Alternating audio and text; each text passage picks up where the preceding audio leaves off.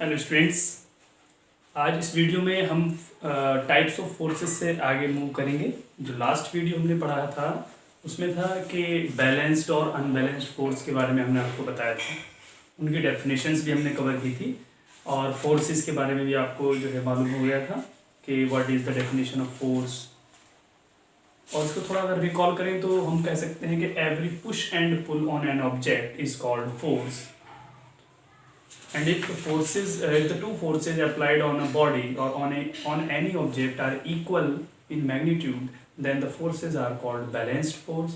And if the two forces applied on an object are of different magnitude, then they are known as unbalanced force. Okay students, अब देखिए balanced और unbalanced हो गया। अब इसी में पहले थोड़ा सा मैं बात कर लेता हूँ कि बैलेंस्ड फोर्स और अनबैलेंस्ड फोर्स अप्लाई होने से किसी ऑब्जेक्ट पर क्या इफेक्ट आता है, क्या उनकी पोजीशन में कब चेंज आता है और कब चेंज नहीं आता। तो स्टूडेंट, सपोज दैट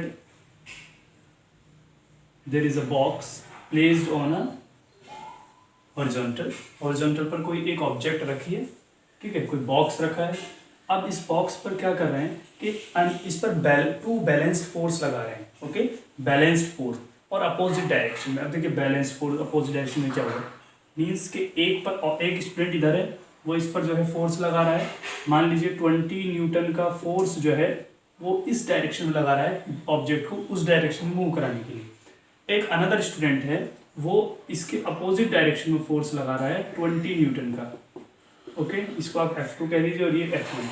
तो स्टूडेंट्स, आप मुझे ये बता सकते हैं कि क्या ये ऑब्जेक्ट अपनी पोजीशन चेंज करेगी, क्या ये मूव हो पाएगी, कितने का चाहे इसमें जो है हम 2 आवर 5 आवर 10 आवर कितने भी आवर तक जो है अगर सेम मैग्नीट्यूड का फोर्स अपोजिट डायरेक्शन में लगाएं तो ऑब्जेक्ट मूव नहीं करेगी। ओके, तो ये चीजें आपको क्लियर हो गई होंगी कि when two balanced force applied on a body then the position of the body और the position of object will not change. Clear, object की पोजीशन चेंज नहीं होगी। अब दूसरा केस ले लेते हैं।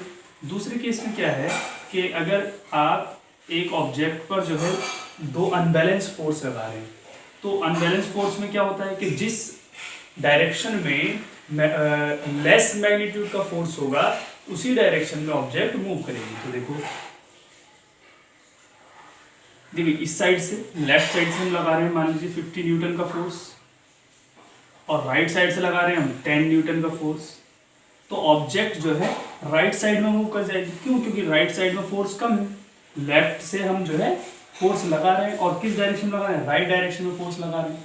तो जब लेफ्ट टू राइट फोर्स लगा रहे हैं और उसका मैग्नीट्यूड ज्यादा है in comparison to other force, तो object will move in this direction and its position will change. और you can say that the object will come in motion. Object जो है मोशन में आ जाएगी।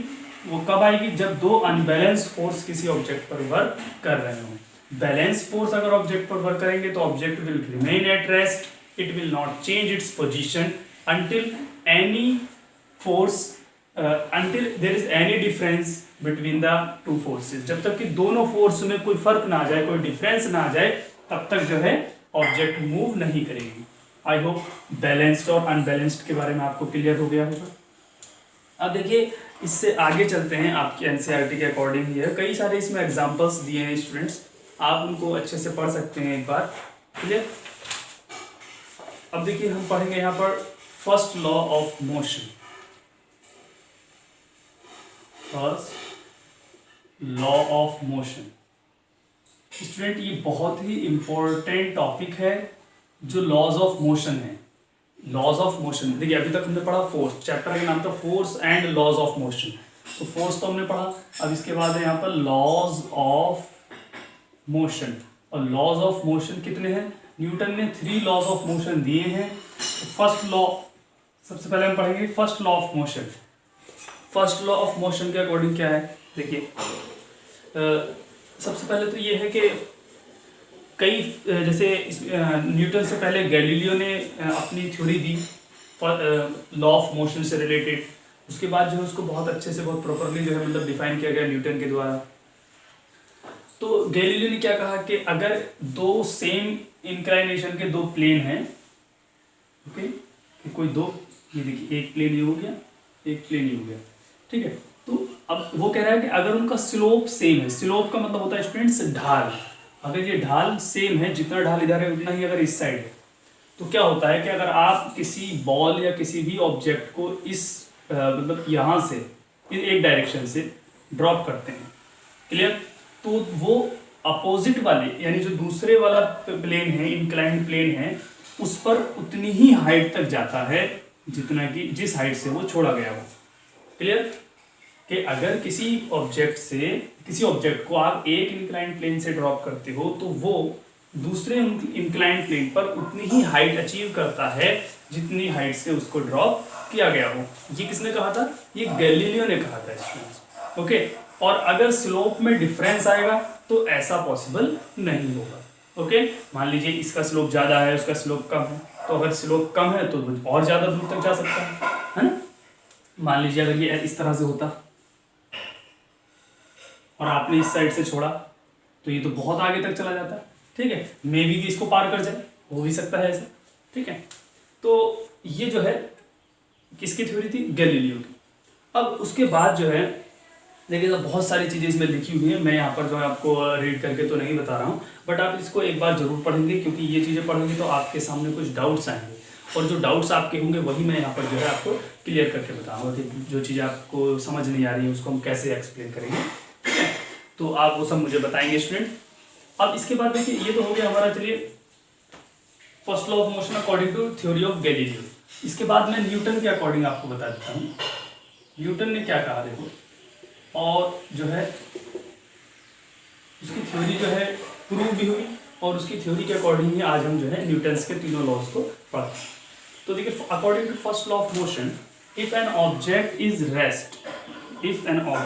एट रेस्ट, देखिए ये रेस्ट में है, या सपोज करो कोई पर्सन है वो यहाँ खड़ा है, वो रेस्ट में ही रहेगा जब तक आप या कोई भी उस पर कोई एक्सटर्नल फोर्स ना लगाए किसी भी डायरेक्शन, ठीक है।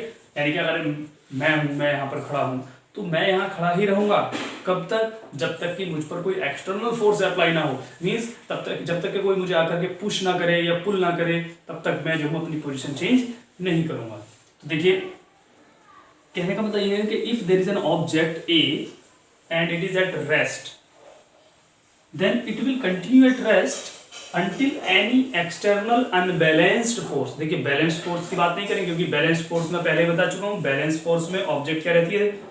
रेस्ट में रहती है, पोजीशन चेंज नहीं होती बैलेंस में। तो an object will remain at rest until any unbalanced external force is applied on it, जब तक कि इस पर कोई एक्सटर्नल अनबैलेंस फोर्स अप्लाई नहीं होगा तब तक ये क्या करेगी? रेस्ट में ही रहेगी। And this is called first law of motion according to Newton. Clear? ये बहुत ज़्यादा एग्जाम में आता है कि अगर जो फर्स्ट लॉ ऑफ मोशन है उसको बताइए, या सेकेंड लॉ ऑफ मोशन को समझाइए, या थर्ड लॉ को। तो तीन लॉ हैं, तीनों जो है इंपॉर्टेंट है। फर्स्ट लॉ के अकॉर्डिंग एक बार फिर से इसकी डेफिनेशन देख लीजिए कि if an object is at rest then it will remain at rest until any, sorry, इसको और मैं थोड़ा पूरा डिटेल में बताता हूँ कि if an object is at rest then it will remain at rest, and if an object is in motion, कि अगर कोई मोशन में है then it will remain in motion। समझ में आ रहा है कि अगर कोई ऑब्जेक्ट रेस्ट में है तो वो रेस्ट में ही रहेगी, और अगर मोशन में है तो वो मोशन में ही रहेगी until any external unbalanced force is applied on the object, जब तक कि कोई एक्सटर्नल फोर्स अप्लाई ना हो जाए। अब देखो इसको समझना कैसे। चलिए भाई, रेस्ट में ऑब्जेक्ट है तो वो रेस्ट में रहेगी, हमारी समझ में आ रहा है कि अगर इस पर हमने एक बाहर से कोई एक्सटर्नल फोर्स मतलब हमने इससे पर अप्लाई किया तो ये मूव करना स्टार्ट कर देगी। बट अगर हम बात करें कि एक ऑब्जेक्ट मोशन में है तो मोशन में रहेगी, ऐसा कैसे पॉसिबल है? देखो स्टूडेंट्स, ऐसा भी पॉसिबल है, ठीक है। ऐसा पॉसिबल इसलिए है कि अगर मान लीजिए कहीं पर जो है जैसे आप देखते हो कि आपने एक बॉल को हिट किया, क्रिकेट बॉल है या फुटबॉल है, वॉलीबॉल है, तो अगर आपने बॉल को हिट किया तो आप देखते हैं कि बॉल रोल होती चली जाती है और कुछ दूर जाकर के रुकती है। तो मालूम है वो क्यों रुक रही है? अब आप ये तो सोचेंगे कि भाई उस पर तो कोई फोर्स नहीं लग रहा, एक बॉल है उसको हमने रोल किया तो वो बॉल तो ऐसी जा रही है रोल होती हुई, है ना। लेकिन ऐसा नहीं है स्टूडेंट, इस पर ये जो रुक रही है ना आगे जाकर के, उस पर भी क्या हो रहा है, एक एक्सटर्नल फोर्स लग रहा है तभी रुक रही है, अनबैलेंस फोर्स लग रहा है। देखो कैसे, सपोज करो, देखिए ये बॉल है, हमने इसको यहां से हिट किया, क्लियर, आपने या किसी ने भी एक फोर्स लगाया इस पर, है ना, किक किया इसको बहुत अच्छे से, फुटबॉल है, किक किया, ये जो है इस डायरेक्शन में मूव किया इसने, और आपने देखा कुछ दूर जाने के बाद ये रुक जाती है। मालूम है क्यों रुक रही है? बिकॉज द ग्राउंड, आप देख रहे हो यहाँ पर, ये ग्राउंड है, ठीक है, तो ग्राउंड क्या कर रहा है, ground is applying a force, ground is applying a force in opposite direction of its motion. अगर ये इधर मूव कर रही है, देखो इसका मोशन तो इधर है, मोशन, ठीक है, लेकिन जो ग्राउंड होगा वो एक फोर्स अप्लाई करेगा, क्योंकि जो सरफेस होती है ना स्टूडेंट्स, लास्ट वाली वीडियो मैंने समझाया था फ्रिक्शनल फोर्स, कि जब भी कोई ऑब्जेक्ट सरफेस के किसी अनदर सरफेस के कांटेक्ट में आती है तो वो सरफेस जो है क्या करती है, एक फ्रिक्शनल फोर्स लगाती है मोशन के अपोजिट डायरेक्शन में। तो जैसे ही बॉल इसकी सरफेस में के टच में आएगी तो क्या होगा कि ये जो ग्राउंड है, it will apply a force in the opposite direction of its motion and it will help to stop the ball. Ball को रोकने में जो फ्रिक्शनल फोर्स होगा, फ्रिक्शनल फोर्स जो है वो हेल्प करेगा। आई होप ये समझ में आ गया होगा। तो कहने का मतलब ये है कि अगर इस पर फ्रिक्शनल फोर्स अप्लाई ना होता तो ये जो है इनफाइनाइट डायरेक्शन जो है, इनफाइनाइट डायरेक्शन तक जो है एज इट इज मूव करती रहती है according to Newton's first law of motion. I hope ये चीज़ें क्लियर हो गई होंगी स्टूडेंट्स, ठीक है। तो इस वीडियो में हमने फर्स्ट लॉ को कवर किया, इसके बाद हम पढ़ेंगे सेकेंड लॉ ऑफ मोशन, ठीक है। और हाँ एक चीज़ और बेटा, फर्स्ट लॉ ऑफ मोशन को हम एक नाम और देते हैं, लॉ ऑफ इनर्शिया। क्या कहते हैं इसको? Law of inertia. अब इसमें मैं आपको थोड़ा इनर्शिया के बारे में बताऊंगा। देखिए इनर्शिया क्या है, इनर्शिया का मतलब होता है कि inertia is inertia oppose the change in the state of object. Inertia यानी कि इट अपोज, ये अपोज करती है, it opposes the change in position of its state. देखिए अगर ये कोई ऑब्जेक्ट रेस्ट में है तो वो रेस्ट में ही रहना चाहेगी, ठीक है, वो नहीं चाहे, इनर्शिया नहीं चाहे, इनर्शिया की वजह से क्या होगा कि वो रेस्ट में रहना चाहेगी, वो अपनी पोजीशन को चेंज नहीं करना चाहेगी, दैट इज कॉल्ड इनर्शिया। और अगर मोशन में है तो इनर्शिया चाहेगा कि वो मोशन में ही रहे, क्लियर। और इसी को हम क्या कहते हैं, फर्स्ट लॉ ऑफ मोशन कहते हैं। तो इसीलिए लॉ ऑफ इनर्शिया और Newton's first law of motion जो है दोनों सेम है। अब इनर्शिया में भी 3 लॉज हैं, okay, inertia of direction, inertia of motion, है ना, इनर्शिया ऑफ रेस्ट। तो ये सब भी मैं आपको बताऊंगा, क्लियर। तो ये चीज़ें जो मैंने यहाँ पर कवर की हैं, आज इस वीडियो में इतना ही कवर करेंगे।